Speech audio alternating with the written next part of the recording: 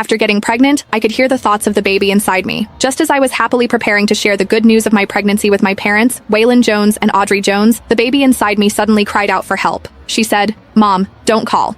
Grandpa and Grandma value boys over girls. If they find out I'm a girl, they'll definitely give you abortion pills. I really want to live." I turned off my phone in confusion, afraid that news of my pregnancy might get out. But that night, my house caught fire. I missed 99 distress calls from Waylon and Audrey. In the end, they could only helplessly perish in the flames. I was deeply heartbroken, and my husband, Theodore Carter, stayed by my side through those darkest days. Just as I was preparing to pull myself together, my daughter's voice from inside me came through again. She said, "Mom, you're so pitiful. Dad is secretly meeting his lover at the company. He's only being nice to you out of guilt." I instantly panicked, not knowing what to do. Without much thought, I rushed into Theodore's company, hoping to catch him cheating. But I ended up ruining a company contract worth hundreds of millions of dollars. Theodore was deeply disappointed in me and then brought out divorce papers, forcing me to sign them. I desperately tried to keep him, and then I heard my daughter's voice again. She said, "Dad hates women who keep pestering him. Mom, if you let go in time, Dad will come back begging for you after a while. Mom, don't be foolish. Leaving without taking any property during the divorce is the best choice." In the end, I listened to my daughter and chose to leave the marriage without taking any property. But when I became very poor and had to sleep on the streets, Theodore quickly married a girl who looked 70% like me. Moreover, at his wedding, every word he said blamed me for leaving so heartlessly back then. I cried as I went to find Theodore, but I was shattered by a red light running truck. As I was dying, I vaguely heard my daughter's laughter.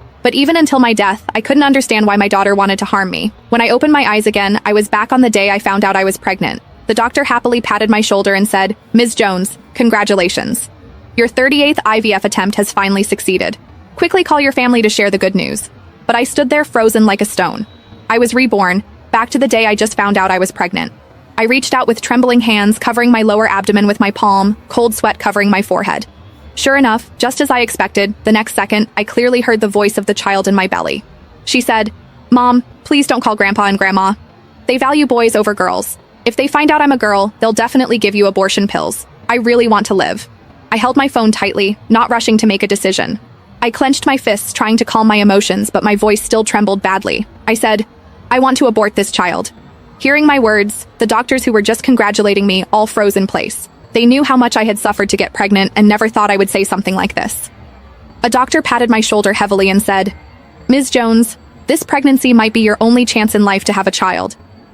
You have a body that's very difficult to conceive. You must think it through carefully." His words shattered my firm decision to have an abortion. In 6 whole years, I underwent 38 IVF treatments and endured hardships most people couldn't bear, just to finally conceive the child I always wanted. Should I really give up now? That moment of weakness left me without the courage to say, "I want an abortion" again. I comforted myself, thinking the voice I heard was just a hallucination.